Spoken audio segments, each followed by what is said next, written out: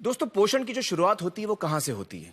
जब बच्चा पैदा होता है तब माँ उसे दूध पिलाती है और वहीं से पोषण की शुरुआत होती है। और दुनिया भर में माना जाता है कि माँ का दूध जो है वो बच्चे के लिए सबसे सुरक्षित है। हमारे साथ इस वक्त हैं डॉक्टर रश्मि सांघी, जो आईआईटी कानपुर में रिसर्च साइंटिस्ट हैं और जिन्होंने माँ के दूध को लेकर एक बहुत अहम रिसर्च की है। रश्मि जी, मुझे बताइए कि माँ के दूध को लेकर आपकी रिसर्च, आपकी टेस्टिंग में क्या सामने आया? मैं शायद उस टाइम नई नई माँ बनी थी। शायद मेरा वजह ये थी कि मैं उसको स्टडी को लेकर बहुत ज़्यादा चिंतित थी।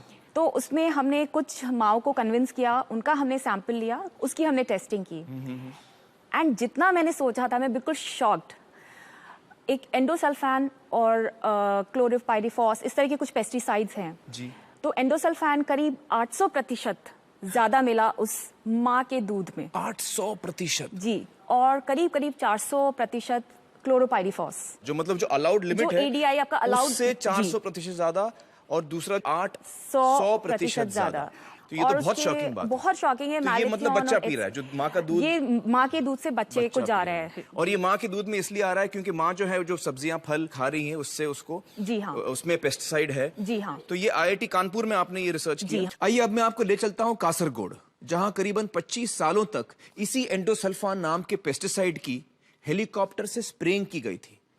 देखते हैं वहां पर एंडोसल्फान का क्या असर हुआ। 1976 से काजू के पेड़ों को कीट से बचाने के लिए एंडोसल्फान नाम के एक कीटनाशक का छिड़काव शुरू किया गया।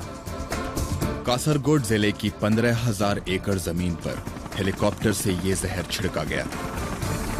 ईश्वर की धरती पर यह जहरीली बारिश लगातार 25 साल चली। लाखों लीटर एंडोसल्फान यहाँ की जमीन पर ही नहीं, लोगों की रगों में भी उतर गया। जिंदगी मौत से बदतर हो गई। 5,000 से ज्यादा लोग इस जहर से तबाह हुए। जन्म के 13 दिन बाद तक इसे वेंटिलेटर पर रखना पड़ा। हाथ पांव ने कभी काम किया ही नहीं। ये पहले देख सकता था, अब बिल्कुल नहीं। दर्दनाक मौत के खौफनाक मंजर, जिसे देखकर रूह कांप उठे। मुझे ये बताइए कि जो बीमारियां हो रही थी लोगों को, ये जो बच्चे अबनॉर्मल पैदा हो रहे थे, उसमें फर्क आया ये स्प्रेइंग बंद होने के बाद? खुशी की बात यह है कि पिछले 4 सालों में पूरे इलाके में जन्मजात विकृति का एक भी केस मेरी नजर में नहीं आया है। और ये जो बच्चे गिर रहे थे अपने आप, जो मिसकैरेजेस हो रहे थे, वो केसेस भी बिल्कुल कम हो गए हैं। तो ये वही एंडोसल्फान पेस्टिसाइड है जिसके बारे में रश्मि जी ने हमें बताया था कि उनके टेस्ट में माँ के दूध में एंडोसल्फान की मात्रा परमिसिबल लिमिट से 800% ज्यादा थी। और माँ के दूध में पेस्टिसाइड आने की वजह यह है कि हमारे कई खाने के पदार्थों में पेस्टिसाइड्स मौजूद हैं, यानी कीड़े मारने का जहर मौजूद है। और दोस्तों, इसके बारे में सबसे बेहतर जानकारी शायद उसके पास होगी जो हमारा खाना उगाता है, यानी कि एक किसान। महाराष्ट्र के नासिक जिले के अंगूर देश भर में मशहूर हैं।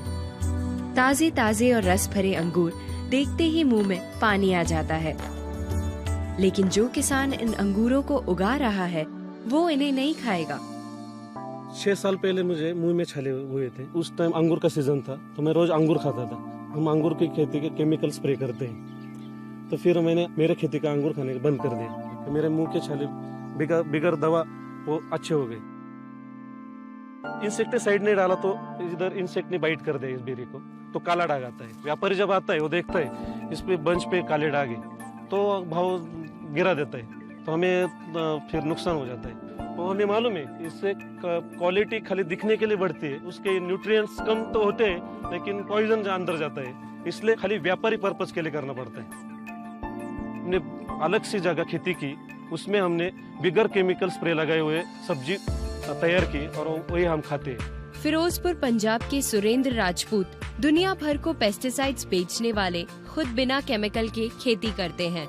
ये दवाइयाँ जो फार्मर्स में से लेके जाते हैं वो कीड़े मार दवाइयाँ होती हैं। स्लो पॉइजनिंग जो है ना, ये है। मैं अपने खेत के अंदर जो है ना इसका इस्तेमाल नहीं करता हूँ। ये मैं इसलिए करता हूँ ताकि हमारी जो है ना सेहत ठीक रहे, बॉडी के ऊपर जो है ना उसका असर ना आए। वलसाड़ गुजरात के नीलेश देसाई भी अपने और अपने परिवार के लिए अलग से अन्न उगाते हैं। मेरा एक खेत है, उसमें मैं एकदम देसी, वो मेरे लिए रखा है मैं, और मेरा दूसरा जो खेत है उसमें मैं रासायनिक यूज करता हूँ, ये इसलिए ज़्यादा नफा मिले। जो ड्रम में डालते हैं दवा, वो ड्रम 1 साल तक उसकी स्मेल इसमें रहती है, तो वो तो ड्रम है प्लास्टिक का, तो आदमी पे तो असर हो ही गया नहीं उसका। घर के वाली में नहीं डालते हैं, वो बारिश से पहले हम निकाल लेते हैं, वो माल हम हमारी रिश्तेदारी में ही देते हैं, और जो कमर्शियल आता है वो सब मार्केट में जाता है। इस जमाने में तो कोई भी वस्तु दिखावा पे चलता है, बढ़िया लगा ले लो, वो कैसा है वो दिखता नहीं है। जब कमर्शियल बात आ जाती है तो सामने वाला मर जाए तो अभी कोई सोचता नहीं है।